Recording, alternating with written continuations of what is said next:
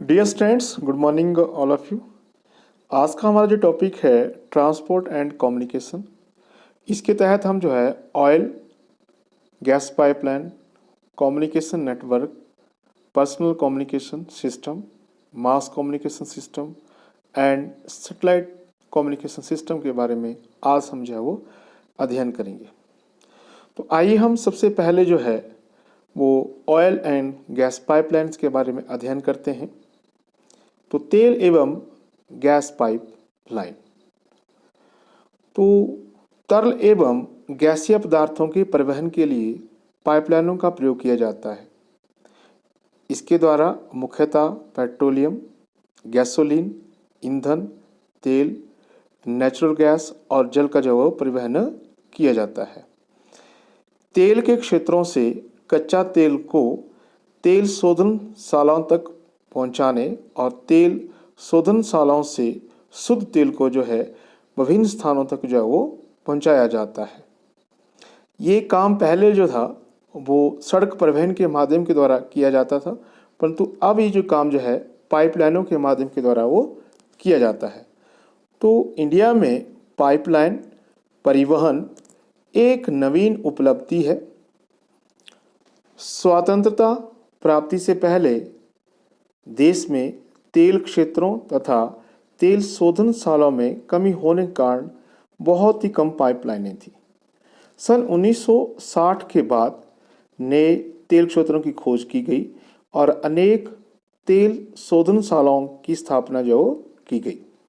1980 में देश में लगभग जो है वो 5000 किलोमीटर लंबी पाइपलाइनें थी, जो 1985 में बढ़कर 6500 किलोमीटर तक हो गई।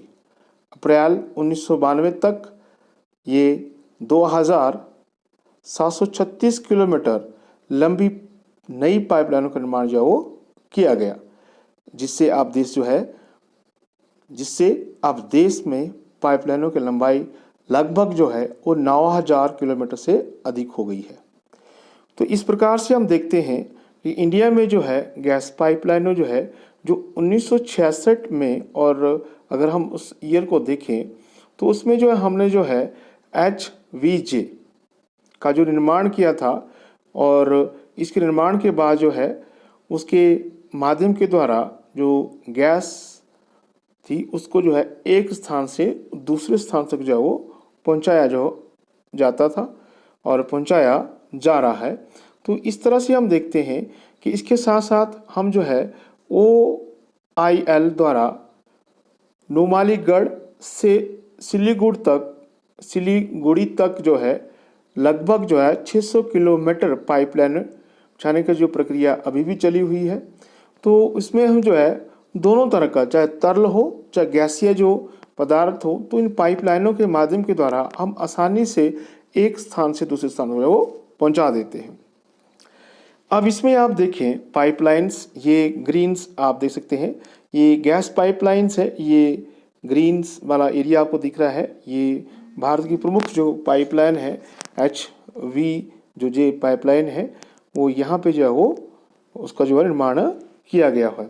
इसके बाद हम यहाँ पे देखते हैं, यहाँ पे जो रेड कलर्स वाला जो लाइनें आपको दिख रही है, रेड कलर्स की जो लाइनें दिख रही है, ये जो है वो ये कच्चा तेल, और उसके साथ साथ जो है वो दूसरा जो शुद्ध जो तेल है वो एक स्थान से दूसरे स्थान तक जो है वो पहुंचाया जाता है पाइपलाइनों के माध्यम के द्वारा।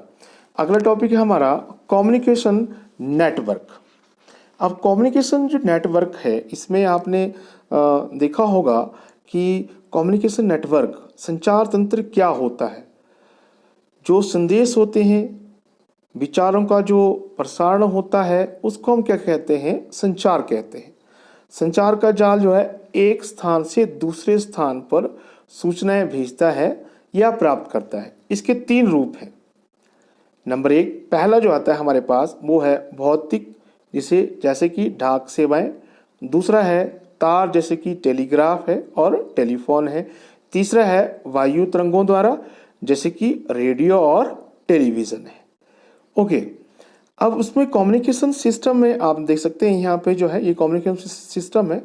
आज के जो दौर का जो कम्युनिकेशन सिस्टम है जो हमारे को प्राप्त होता है, चाहे वो इंटरनेट के माध्यम के द्वारा, चाहे वो टेलीविज़न के माध्यम के द्वारा हमारे तक जो है वो पहुंचता है। तो ये संचार जो जाल है, तो ये लगातार जो है जैसे जैसे मानव जो है विकास करता रहा, तो उसके माध्यम के द्वारा जो है अलग अलग जो है वो कम्युनिकेशन सिस्टम का जो है वो समय के साथ जो है वो विकास हुआ। तो संदेशों को पहुंचाने के लिए लोगों को संचार की विभिन्न विधाओं का आज के रूप में जो उपयोग करता है, और इसमें काफ़ी जो है वो एक प्रगति, एक प्रोग्रेस जो है वो हुई है। तो इस प्रकार से संचार के साधनों को दो वर्गों में जो है वो बांटा जाता है। पहला जो आता है व्यक्तिगत संचार तंत्र आता है, दूसरा आता है जनसंचार तंत्र आता है, जिसको हम जो है सार्वजनिक कम्युनिकेशन सिस्टम बोलते हैं। और पहला जो है व्यक्तिगत या जिसको हम जो है पर्सनल जो है कम्युनिकेशन सिस्टम बोलते हैं। इसके साथ पर्सनल कम्युनिकेशन सिस्टम में दूरभाष आ जाता है, टेलीफोन आ जाता है, टेलीग्राम आ जाता है, फैक्स, ईमेल आ जाता है, इंटरनेट जो है इसमें शामिल है। जबकि जो हमारा जनसंचार तंत्र होता है उसमें रेडियो है, टेलीविज़न है, सिनेमा है, फिर उसके बाद सैटेलाइट है, समाचार पत्र हैं, पत्रिकाएं हैं, पुस्तकें हैं, जनसभाएं हैं, ये सभी जो हैं वो सार्वजनिक तंत्र के तहत जो है वो शामिल जो है उसको जो है वो किया जाता है। तो हम बात करते हैं सबसे इसमें जो है जो जनसंचार तंत्र है, रेडियो की बात करते हैं। तो भारत में रेडियो का जो प्रसारण था सन 1923 में जो है रेडियो क्लब ऑफ बॉम्बे द्वारा आरंभ किया गया था। तब से लेकर आज तक जो है इसने बहुत ज़्यादा प्रगति की और काफ़ी लोकप्रियता जो है वो इसने हासिल की है। लोगों की सामाजिक, चाहे वो सामाजिक और सांस्कृतिक जीवन में काफ़ी परिवर्तन जो है वो लाया हुआ है।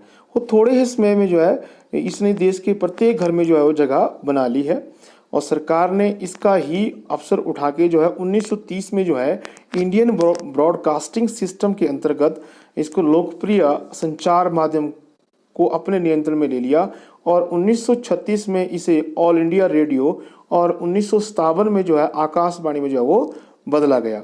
और ऑल इंडिया रेडियो और जिसमें क्या सूचना, शिक्षा एवं मनोरंजन या कृषि की जो कार्यक्रम जो है उसमें जो है वो उनका जो वो संचार किया जाता था, उनका जो प्रसारण जो वो किया जाता था। उसके बाद टेलीविज़न आया। तो टेलीविज़न जिसमें हम जो है जिसको हम दूरदर्शन भी बोलते हैं, तो सूचना के प्रसार में आम लोगों को शिक्षित करने में टेलीविज़न की जो है बहुत अधिक जो है भूमिका रही है।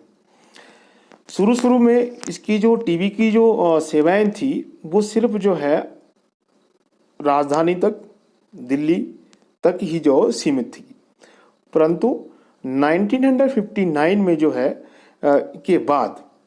इसके बाद इसने काफ़ी ग्रोथ किया, और 1972 के बाद कई अन्य जो है केंद्र जो है उसमें जो है वो शुरू की गई। और 1976 में टीवी को जो है ऑल इंडिया रेडियो, जिसको हम AIR से जो है अलग कर दिया गया, और उसे दूरदर्शन DD के रूप में एक अलग सी पहचान बनी। अब ये पहचान जो है कैसे बनी, जब हमने INSAT-A राष्ट्रीय टेलीविज़न DD1 के चालू होने के बाद समूचे नेटवर्क के लिए एक साझा राष्ट्रीय कार्यक्रम जो है जिसको हम जो है CNP की शुरुआत की गई, और इन्हें देश भर के पिछड़े और ग्रामीण क्षेत्रों तक जो है इसका जो वो विस्तार किया गया। अब उसके बाद आता है हमारे पास जो उपग्रह, जो हमारा सैटेलाइट कम्युनिकेशन सिस्टम है, उपग्रह संचार जो तंत्र है। अब उपग्रह संचार तंत्र को हम देखें तो भारत ने अंतरिक्ष में जो है उपग्रह को छोड़कर अपनी संचार प्रणाली को बहुत अधिक जो है मजबूत किया है।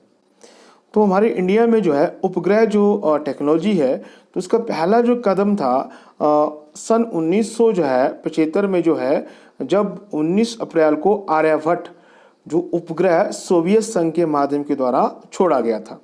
इसके बाद जो है लगातार जो है इसमें जो काफ़ी जो है उसकी प्रगति जो वो की गई, और इसके तहत जो है फिर हमने जो है वो 7 जून 1979 को जो है भास्कर 1, और 18 जुलाई 1980 में जो है वो भी जो है सोवियत संघ के माध्यम के द्वारा श्री हरिकोटा से रोहिणी उपग्रह का सफल जो है वो प्रक्षेपण जो है वो किया गया उसका जो है। और 10 अप्रैल 1982 को जो है इनसेट ए उपग्रह को जो है लॉन्च किया गया, परंतु सितंबर 1982 में अंतरिक्ष में जो है उसने काम करना बंद कर दिया। उसके बाद नई सीरीज हमने जो है वो दोबारा से जो है वो अंतरिक्ष में भेजी। और आज के संदर्भ में देखते हैं हम जो है तो मार्च 1988 में जो है इंडियन रिमोट सेंसिंग, जिसको हम जो है IRS के नाम से जानते हैं, तो उसके निर्माण की वजह से जो है, जिसको हम जो है पोलर सैटेलाइट लॉन्च व्हीकल बोलते हैं, उसके माध्यम के द्वारा सैटेलाइट प्रणाली में काफ़ी जो है वो सुधार हुआ। तो इस तरह से हमने जो है आज के समय में जो है सैटेलाइट के माध्यम के द्वारा जो हमारे को संचार तंत्र जो हमारे को जो है वो प्राप्त होता है, वो सैटेलाइट का ही जो है वो एक रूप है। तो डियर स्टूडेंट्स, ये आज हमारा टॉपिक था। Thank you, have a nice day.